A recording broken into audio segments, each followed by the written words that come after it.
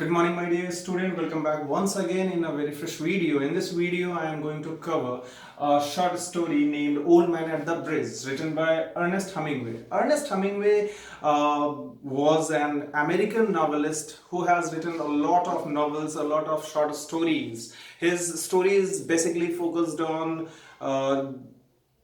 the condition of our society. Ernest Hemingway के द्वारा old man at the bridge लिखा गया है। ये एक बहुत महान एक राइटर हुआ करते थे, नॉवेलिस्ट थे, एसेइस्ट थे। इन्होंने बहुत सारी शॉर्ट स्टोरीज भी लिखी हैं जो उस समय के समाज को कहीं ना कहीं प्रदर्शित करती हैं। You can say that his writing acts as a mirror to show what is going on in the society. Okay.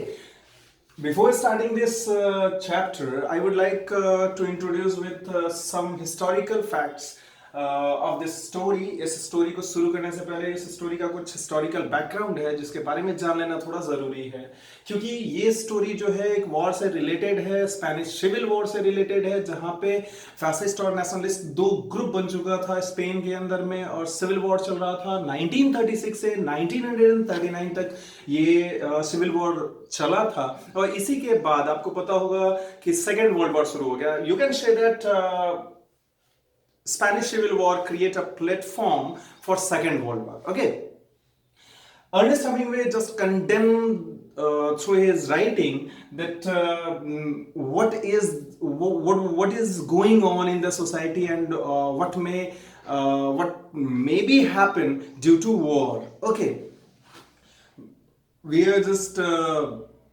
reading Old Man at the Bridge. So just try to follow line by line. I'm just going to elaborate it. Okay, let's get started. Old Man at the Bridge, written by Ernest Hemingway. Okay, an old man with still-rimmed spectacles and very dusty clothes sat by the side of the road.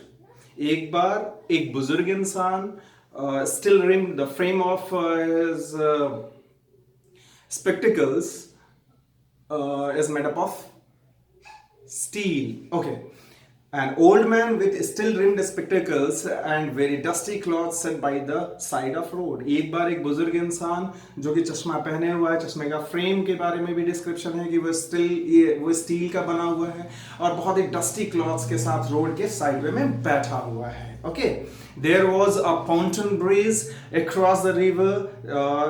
Here is a river named Ebro. There was a pontoon bridge across the river and car, trucks and men, women, children were crossing it. बहुत सारे लोग जो है, चूंकि युद्ध चल रहा था इस वजह से बहुत सारे लोग जो है एक पॉन्टून ब्रिज को पार करके जा रहे। Pontoon that means floating bridge, you can say पीपा का पुल जो नदी के ऊपर में बनाया जाता है, टेम्पोररी ब्रिज जो होता है, वहां पे बैठा हुआ है वो बुजुर्ग इंसान और उस पॉन्टून ब्रिज से होकर बहुत सारे कार्स, बहुत सारे लोग जो हैं इस पार से उस पार जा रहे हैं। Okay, the mule-drawn carts stacked up the steep bank from the bridge with soldiers helping push against the spoke of the wheel. Mule, that is a kind of draught animal.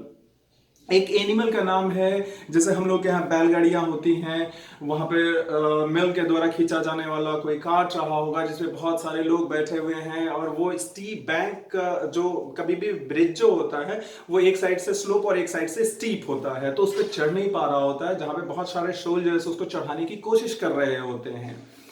The trucks ground up and वहाँ पे बहुत सारे trucks भी जमा हो चुके हैं। Away heading out of it, all the prison plodded along in the deep ankle dust.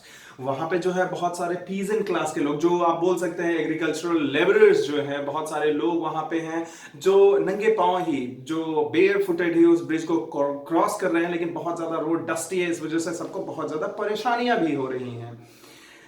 But the old man sat there without moving. He was too tired to go any further. But सब लोग आ जा रहे हैं, आ कोई नहीं रहा, सब लोग इस पार से उस पार जा रहे हैं, क्योंकि वॉर का टाइम है, वॉर कभी भी हो सकता है, इस वजह से सारे लोग अपने नेटिव प्लेस को छोड़ के जा रहे हैं। लेकिन वो बुजुर्ग इंसान उसी पॉन्टून ब्रिज के किनारे बैठा हुआ है, डस्ट में, with dusty clothes. It was my business to cross the bridge. This line has been spoken by the writer. It was my business. It was my work. मेरा ये काम था, मेरा ये business था to cross the bridge, explore the bridges beyond and find out to what point the enemy has advanced. मेरा ये काम था कि मैं इस पार से उस पार जाऊं और देखूं कि फासिस्ट की सेना, जो एनिमी की जो सेना थी, वो कहां तक आ चुकी है. This was the duty. Through all the context, we come to know that he was perhaps a soldier, volunteer. कहीं ना कहीं वो एक सोल्जर या वॉलंटियर का रोल प्ले कर रहा होता है यहाँ पे, जिसका वर्क रहता है कि इस ब्रिज के इस पार से उस पार जाना और कहां तक एनिमी एडवांस हो चुका है, कहां तक वो आ चुका है, इसका रिपोर्ट लेने का उसका ड्यूटी रहता है. I did this and return over the bridge. मैंने ये अपना काम किया एंड फिर से वो ब्रिज पे मैं वापस आया. मतलब सुबह में इसने देखा सारा चीज और ये अपना ड्यूटी करने के लिए उस पार चला गया ब्रिज के उस पार जाने के बाद उसने अपनी ड्यूटी की. ड्यूटी करने के बाद फिर से वापस आया and he observed that the old man was still there. वहां पे old man वहीं पे बैठा हुआ था जहां पे वो सुबह में था. Okay, there was not so many carts now. अब बहुत सारे लोग जा चुके हैं, बहुत ही कम कार्ट्स उधर से गुजर रहे हैं and very few on foot, but the old man was still. अब बहुत ही कम लोग, मतलब अब ट्रक और कार्ट्स नदारद हैं. That means you can say that जो कार्ट्स थे, जो ट्रक्स थे, वो मैक्सिमम तौर पे जा चुके हैं. बहुत ही कम लोग हैं जो पैदल ही उस ब्रिज को क्रॉस कर रहे हैं, पॉन्टून ब्रिज को क्रॉस कर रहे हैं. लेकिन वो बुजुर्ग इंसान वहीं का वहीं बैठा हुआ है. Very few people on foot, but the old man was still there. Okay, where do you come from? This was the question asked by the narrator to the old man. ये क्वेश्चन पूछा जाता है narrator के द्वारा old man से कि आप भाई कहां से आए हो. From San Carlos, he said and smiled. With a smile, he said that I am coming from San Carlos. उसके चेहरे पे बहुत मुस्कुराहट थी. वो मुस्कुराते हुए बोलता है कि हम सैन कार्लोस से आए हैं. और नेटिव विलेज जो है ये गेस किया जाता है नरेटर के द्वारा कि परहैप्स वो उसका नेटिव विलेज था, इस वजह से उसने स्माइल दिया. Just the line is here that was his native town and so it give him pleasure to mention it and he smiled. वो मुस्कुराया किस लिए? इस वजह से उसने वो वहां पे मुस्कुराया क्योंकि वो अपने नेटिव विलेज का नाम ले रहा था. नेटिव विलेज हर किसी को बहुत ज्यादा प्यारा होता है.